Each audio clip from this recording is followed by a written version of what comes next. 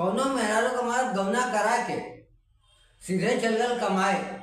भाई घरे का स्थिति अच्छी ना रहे, पैसा के जरूरत रहे और कर्जहरुन का जौन है कि तनाव रहे सर में, तो जन्मे कराला जब आदमी चारों ओर से डिप्रेशन का शिकार हो जाला न, तो के शादी ब्याह खुशी कुछ अच्छा ना लगे।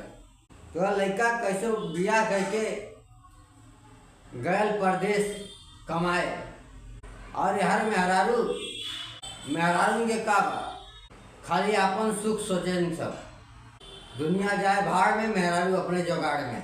तो वह मेहरारू कहले बा का कहले बा कि गवना करा के गैला भाग रजऊ हो हमरा, लागल बा जवनिया में आग रजऊ हो हमरा, लागल बा जवनिया में आग रजऊ। कि अब ही लागल न चुनरी में दाग रजऊ हो हमरा, लागल बा जवनिया में आग रजऊ।